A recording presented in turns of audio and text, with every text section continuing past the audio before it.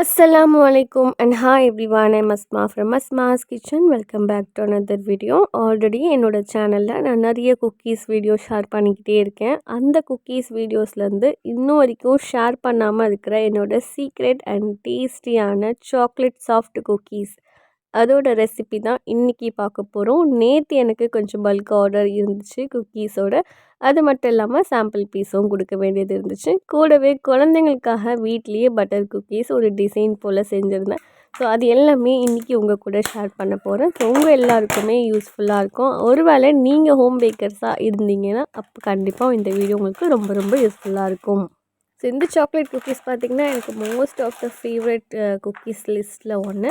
So இதை நீங்கள் customise கூட பண்ணிக்கலாம். எப்படின்னு பார்த்தீங்கன்னா நம்ம வந்து சாக்லேட்க்கு பதிலாக நட்ஸ் குக்கீஸ் அப்படின்னு எல்லாம் Ferrero Rocher, Oreo cookies, Munch cookies இந்த மாதிரி நம்ம வந்து எந்த குக்கீஸ் வேணாலும் இதில் வந்து ட்ரை பண்ணி பார்க்கலாம். ஸோ உங்களுக்கு யாருக்காச்சும் இந்த மாதிரி குக்கீஸ் ஆர்டர் வேணும் அப்படின்னா மறக்காமல் எனக்கு கமெண்ட் பண்ணுங்கள்.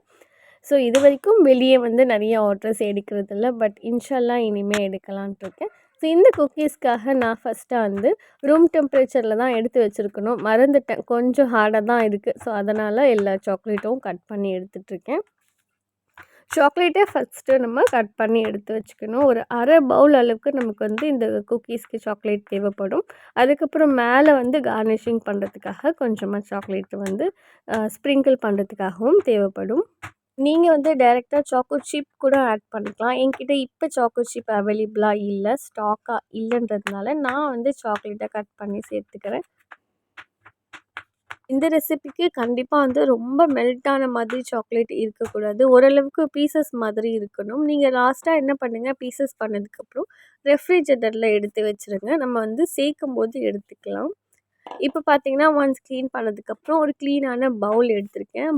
அந்த பவுலில் பார்த்தீங்கன்னா கரெக்டாக கொஞ்சம் சாஃப்ட் அண்ட் சில்லுனாக இருக்கிற மாதிரி 100 கிராம் பட்டர் எடுத்துக்கோங்க. ஹோம் பேக்கர்ஸ்லாம் பார்த்திங்கன்னா ஆர்டர்ஸ்க்குன்னு எடுக்கும்போது நல்லா வந்து நீட்டாக ஹைஜீனிக்காக பண்ணுறது வழக்கம் தான். அதுலேயும் ஸ்வீட்டாக ஏதாச்சும் செய்யும்போது அடிக்கடி ஈக்கள் எறும்புக்கள்லாம் வரத்துக்கு சான்சஸ் இருக்குது. அதனால் ஒன்று செய்யும்போது அடிக்கடி நம்ம அந்த இடத்த க்ளீன் பண்ணி சுத்தமாக வச்சுக்கணும். இப்போ 50 gram sugar, 100 gram brown sugar, vanilla essence 1 teaspoon. நான் வந்து உங்களுக்கு இன்க்ரீடியன்ட் எல்லாம் ஃபஸ்ட்டு கமெண்ட்டில் கொடுக்குறேன், தேவைப்பட்டுச்சுன்னா செக் பண்ணி பார்த்துக்கோங்க. இப்போ இது எல்லாத்தையும் ஒன்று போல் மிக்ஸ் பண்ணி எடுத்துக்கலாம். ஃபஸ்ட்டு நான் ஸ்பூனை வச்சு மிக்ஸ் பண்ணிக்கிறேன், அதுக்கப்புறம் எலக்ட்ரிக் பீட்டரில் வச்சு மிக்ஸ் பண்ணிக்கிறேன்.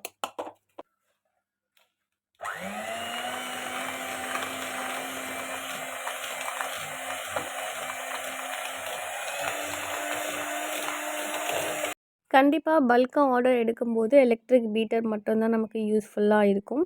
ஓரளவுக்கு சின்ன குவான்டிட்டியில் செய்கிறோம் அப்படின்னா நீங்கள் வந்து ஸ்பூனை வச்சு நல்லா மிக்ஸ் பண்ணி எடுத்துக்கலாம். பட் நிறைய குவான்டிட்டியில் செய்யும்போது பார்த்திங்கன்னா உங்களுக்கு வந்து எலக்ட்ரிக் பீட்டரில் வச்சு நல்லா மிக்ஸ் பண்ணிக்கிட்டே இருக்கவும் நல்லா வந்து கரைஞ்சிரும். இப்போ வந்து ரூம் டெம்பரேச்சரில் இருக்கிற ஒரு முட்டையை நான் வந்து உள்ளே சேர்த்துக்கிறேன்.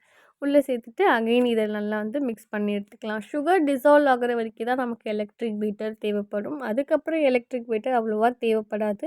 நான் ஒன்ஸ் யூஸ் பண்ணிட்டேன் இல்லையா, அதனால் எல்லாத்தையும் இதுலேயே மிக்ஸ் பண்ணி எடுத்துக்கிட்டேன். முட்டை சேர்த்ததுக்கப்புறம் மிக்ஸ் பண்ணும்போது இந்த மாதிரி கொஞ்சம் கொஞ்சமாக வந்து க்ரீமியான ஒரு கன்சிஸ்டன்சிக்கு வந்துடும். லைக் நம்ம வந்து க்ரீம் கேக்கெல்லாம் சாப்பிடுவோம்ல, பட்டர் க்ரீம், அந்த மாதிரி கொஞ்சம் நல்லா ஸ்டிஃபாக வந்துடும். அது வரைக்கும் பீட் பண்ணால் போதும். இப்போ இதில் கரெக்டாக 1 கப் ப்ளஸ் 1/4 கப் வந்து மைதா மாவு எடுத்திருக்கேன். அதாவது 1 கப்பும் கூடவே ஒரு 1/4 கப் வந்து ஆல் பர்பஸ் ஃப்ளார் சேர்த்துக்கோங்க. அதுக்கப்புறம் 1 teaspoon baking powder, 1/4 teaspoon baking soda, 2 pinch வந்து உப்பு சேர்த்துட்டு அதே 2 பிஞ்சு காஃபி பவுடர் சேர்த்துக்கோங்க. சாக்லேட் கேக்காக இருக்கட்டும், சாக்லேட் பிஸ்கெட்டாக இருக்கட்டும், காஃபி பவுடர் பார்த்திங்கன்னா நல்ல ஒரு என்ஹான்ஸ் பண்ணி நல்ல ஒரு ஃப்ளேவர்ஃபுல்லாக கொடுக்கும். மறக்காமல் சேர்த்துட்டு நல்லா வந்து மிக்ஸ் பண்ணி எடுத்துக்கலாம். ஸ்பேச்சுலா வச்சே நல்லா வந்து மிக்ஸ் பண்ணி எடுத்துக்கோங்க. இந்த பட்டர் நல்லா பீட் பண்ணி சாஃப்டாக இருக்கிறதுனால நீங்கள் ஸ்பேச்சுலா வச்சு நல்லா மிக்ஸ் பண்ண எல்லா மாவும் பார்த்திங்கன்னா ஒன்று போல் கலந்து வந்துடும். இந்த ஸ்டேஜில் நம்ம கட் பண்ணி வச்சுருக்கோம் இல்லையா சாக்லேட்டாக இருக்கட்டும், சாக்கோ சிப்பாக இருக்கட்டும், இந்த ஸ்டேஜில் தான் நம்ம சேர்த்துக்கணும். ஸோ நம்ம இந்த ஸ்டேஜில் தான் சாக்லேட்டுக்கு பதிலாக நம்ம வேறு எந்த ஃப்ளேவர் சேர்க்குறதா இருந்தாலும் கரெக்டாக இந்த ஸ்டேஜில் நம்ம சேர்த்துக்கிட்டோம் அப்படின்னா அந்த ஃப்ளேவர் வந்து நமக்கு கிடச்சிரும். ஸோ இன்றைக்கி நம்ம சாக்லேட் ஃப்ளேவரில் செஞ்சுருக்கோம் இல்லையா, ஸோ அடுத்ததா உங்க கஸ்டமர் உங்ககிட்ட என்ன ஃப்ளேவர் கேட்டாலும், நீங்க அந்த ஃப்ளேவர கரெக்ட்டா இந்த ஸ்டேஜ்ல நீங்க ஆட் பண்ணிக்கணும்.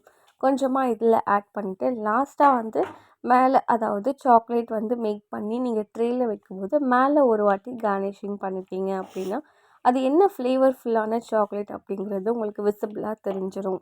இப்போ சாக்லேட்லாம் சேர்த்ததுக்கப்புறம் நல்லா வந்து மிக்ஸ் பண்ணி எடுத்துக்கிட்டேன். இப்போ இந்த டோ கொஞ்சம் லிக்விடா ஒரு மாதிரி ஸ்டிக்கியா இருக்கும். கையிலலாம் அப்படியே ஒட்டுற மாதிரி இருக்கும். பட் பரவால்ல. இந்த ஸ்டேஜ்லேயே நீங்க பேக் பண்ணி கூட எடுக்கலாம். அப்படி இல்ல ஒரே குவான்டிட்டில உங்களுக்கு வேணும், ஒரே மாதிரி சைஸ்ல வேணும் அப்படின்னா, நீங்க ஒரு 10 நிமிஷம் இத வந்து ரெஃப்ரிஜரேட்டர்ல அப்படி இல்லைன்னா ஃப்ரீசர்ல கூட நீங்க வச்சு எடுத்துட்டீங்க அப்படின்னா, நீங்க எந்த மாதிரி ஷேப் இதுக்கு குடுக்கணும்னு நினைக்கிறீங்களோ, அந்த ஷேப் உங்களால ஈஸியா குடுக்க முடியும். இப்போ நான் வந்து குழந்தைங்களுக்காக தான் பிஸ்கெட் பண்ணிட்டுருக்கேன். ஏன்னா ஆர்டருக்குன்ட்டு நான் பிஸ்கெட் பண்ணும்போது, அவங்களுக்கு குடுக்காம இருந்தோம்னா ரொம்ப கஷ்டமா இருக்கும். அவங்களுக்கும் பார்த்தீங்கன்னா, இந்த சாக்லேட் சிப்ஸ் குக்கியோட பிஸ்கெட் பார்த்தீங்கன்னா, ரொம்ப ரொம்ப பிடிக்கும். ஸோ, அதனால அவங்களுக்கு தனியாவே வந்து ஒரு பட்டர் குக்கீஸ் மாதிரி ரெடி பண்ணிட்டுருக்கேன். அதுக்கு ஒரு மிக்ஸிங் பவுல் எடுத்துகிட்டு இதில் பார்த்தீங்கன்னா 100 கிராம் பட்டரும் 1/2 கப் அளவுக்கு பவுடர் பண்ண சுகர் சேர்த்துட்டு நல்லா இந்த மாதிரி மிக்ஸ் பண்ணிக்கிட்டே இருக்கணும். நல்லா கொஞ்சம் க்ரீமியாக வந்துடும். சுகர் வந்து பவுடர் பண்ணியிருக்கனால சீக்கிரமாகவே கரைஞ்சிரும்.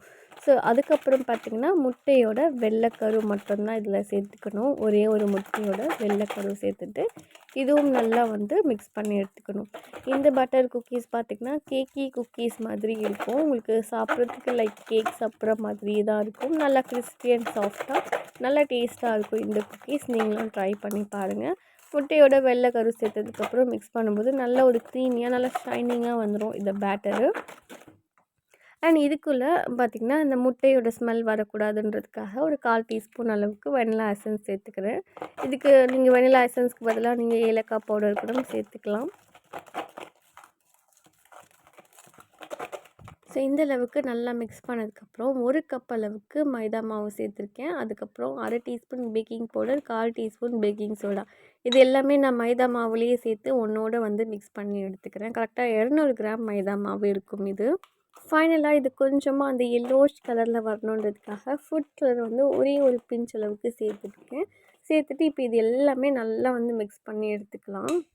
ஸோ நல்லா மிக்ஸ் பண்ண பார்த்திங்கன்னா ஒரு க்ரீமியான ஒரு பதத்துக்கு வந்துடும். ஸோ தட் நமக்கு பைப்பிங் பேக்கில் போட்டு அதை புஷ் பண்ணி டிசைன் கொடுக்கும்போது ஈஸியாகவே வந்துடும் டிசைன். ஸோ இந்த மாதிரி ஒரு நோசல் இன்சர்ட் பண்ணிவிட்டு ஒரு பைப்பிங் பேக்கில் எல்லாத்தையும் வந்து ஃபில் பண்ணி எடுத்துக்கிறேன். நார்மலாக நம்ம கேக்குக்கெலாம் டிசைன் கொடுப்போம்ல, அந்த நோசல் தான் எடுத்திருக்கேன். என்னடா இவ்வளோ நேரமாக நல்லாவே போய்க்கிட்டே இருக்கே அப்படின்னு நினச்சிட்டு இருந்தேன். அப்போவே பார்த்திங்கன்னா பைப்பிங் பேக் வந்து கிழிஞ்சு க்ரீமெல்லாம் வெளியே வர ஆரம்பிச்சிருச்சு. அதுக்கப்புறம் இன்னொரு பைப்பிங் பேக் வந்து இன்னொன்று வந்து சேர்த்துட்டேன். சேர்த்ததுக்கப்புறம் நல்லா புஷ் பண்ணி டிசைன் கொடுக்குற மாதிரி இருக்கும். பட் பார்த்திங்கன்னா இந்த டிசைன் நான் ஓரளவுக்கு இதை ஃபஸ்ட் டைம் கொடுக்குறேன். நல்லா தான் வரும்னு நினச்சேன். ஆனால் பிஸ்கெட் வந்து பேக்காகி வந்ததுக்கப்புறம் எனக்கு அந்த டிசைன் அந்த அளவுக்கு வந்து தெரியவே இல்லை. இதுக்கு நான் நார்மலாக ரவுண்ட் ஷேப்லேயே கொடுத்துருக்கலாம் போல். பட் இருந்தாலும் ஒரு டிசைன் கொடுத்தோம் அப்படின்ற ஒரு திருப்தி தான். அதுக்கப்புறம் ரெஃப்ரிஜரேட்டர்லேருந்து சாக்லேட் குக்கீஸும் பார்த்திங்கன்னா ஒரே ஒரு சைஸில் வரணுன்றதுக்காக எல்லாமே வந்து அளந்து சேர்த்தாச்சு. 180 டிகிரியில் கரெக்டாக ஒரு 20 மினிட்ஸ் நான் வந்து பேக் பண்ண வச்சுட்டேன். 10 நிமிஷம் ப்ரீஹீட் பண்ணிக்கோங்க. அப்போ தான் சூப்பராக குக்கீஸ் பேக் ஆகி வரும். அல்ஹம்துலில்லாஹ் குக்கீஸ்லாம் பார்த்திங்கன்னா ரொம்பவே சூப்பராக வந்து பேக் ஆகி வந்துச்சு. பட் சூடாக இருக்கும்போதே குக்கீஸை எடுக்க ட்ரை பண்ணாதீங்க. அப்படியே உடஞ்சிரும். நல்லா ஆறுனதுக்கப்புறம் அதுவாக வந்து கொஞ்சம் ஈஸியாக ரிமூவ் ஆகுற மாதிரி இருக்கும். அப்போ தான் நம்ம குக்கீஸை வெளியே எடுக்கணும். ரொம்ப சூப்பராக இதோட டெக்ஸ்சர் பாருங்கள், ரொம்ப நல்லாயிருக்கு. அதுக்கப்புறம் பார்த்திங்கன்னா பசங்களுக்காக பேக் பண்ணி எடுத்த குக்கீஸும் நல்லா சூப்பராக ரெடி ஆயிடுச்சு. இப்படி தான் இதோட லாஸ்ட்டாக வந்த டிசைனு. பட் பரவாயில்ல, ஒரு புதுசாக வந்து ட்ரை பண்ண மாதிரி இருந்துச்சு. அண்ட் நல்லா கிறிஸ்பியாக நல்லா சாஃப்டாக இருந்துச்சு இந்த குக்கீஸு.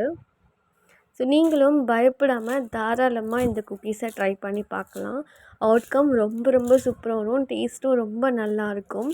உங்களோட பிஸ்னஸ்க்காகவும் இந்த குக்கீஸை நீங்கள் வந்து ஆட் பண்ணிக்கலாம். கண்டிப்பாக குழந்தைங்களுக்காக ஸ்நாக்ஸ் பாக்ஸில் இந்த மாதிரி குக்கீஸ் பார்த்திங்கன்னா ஒரு மஸ்ட்டு ட்ரைன்னு சொல்லுவேன். ஸோ அடுத்ததாக பார்த்திங்கன்னா நான் சாக்லேட் குக்கீஸ் 2வது பேட்ச் வந்து பேக் பண்ணி வச்சுட்டேன். ஸோ அடுத்ததாக வந்து பார்த்திங்கன்னா கொஞ்சம் மேலே எல்லாம் சாக்லேட் கொஞ்சம் நல்லா விசிபிளாக இருக்கிற மாதிரி வந்து நல்லா ஸ்ப்ரெட் பண்ணிக்கிட்டேன். ஸோ அப்போ வந்து சாம்பிள் பீஸ்க்குன்னு கொடுக்கும்போது இன்னும் நல்லா தெரியுன்றதுக்காக. இந்த பட்டர் குக்கீஸும் பார்த்திங்கன்னா இன்னொரு பேட்ச் வச்சுருக்கேன். அதுக்கப்புறம் சாக்லேட் குக்கீஸ் வந்து லாஸ்ட் பேட்ச் வந்து ஃபேன் கடியில் ஆறுறதுக்காக வச்சுருக்கேன். அது ஆறுனதுக்கப்புறம் பார்த்திங்கன்னா ஒரு எல்லா பிஸ்கெட்டும் ஒரு டின்னில் வந்து ட்ரான்ஸ்ஃபர் பண்ணி வச்சுட்டோம் அப்படின்னா அவ்வளோதான் என்னோடய வேலை முடிஞ்ச மாதிரி. ஸோ ஆறுனதுக்கப்புறம் பார்த்திங்கன்னா ஒரு டின்லேருந்து ட்ரான்ஸ்ஃபர் பண்ணிவிட்டு அதுக்கப்புறம் தான் நான் வந்து எடுத்து ஈவினிங் போல் பேக் பண்ணுவேன். ஸோ ஃபைனலி பேக் பண்ணியாச்சு. ஒரு 4, 5:30 மணிக்கு தான் வந்து பேக் பண்ணி கொடுத்துருந்தேன்.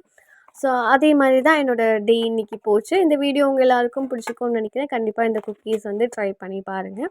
இந்த வீடியோ பிடிச்சிருந்துச்சு அப்படின்னா மறக்காமல் லைக் பண்ணி நம்ம சேனலை சப்ஸ்கிரைப் பண்ணிக்கோங்க. உங்கள் சப்போர்ட் எப்போவுமே நம்ம சேனலுக்கு கொடுத்துட்டே இருங்க. இந்த குக்கீஸ் பாக்ஸஸ் உங்களுக்கும் வேணும் அப்படின்னா ஸ்க்ரீனில் தெரிகிற நம்பருக்கு வாட்ஸ்அப் பண்ணுங்கள். இன்ஷா அல்லாஹ் இன்னொரு வீடியோவில் அகெயின் பார்க்கலாம். வேறு ஒரு இன்ட்ரெஸ்டிங்கான வீடியோவில் உங்களை அகெயின் வந்து மீட் பண்ணுறேன். அது வரைக்கும் தேங்க்யூ. Bye bye.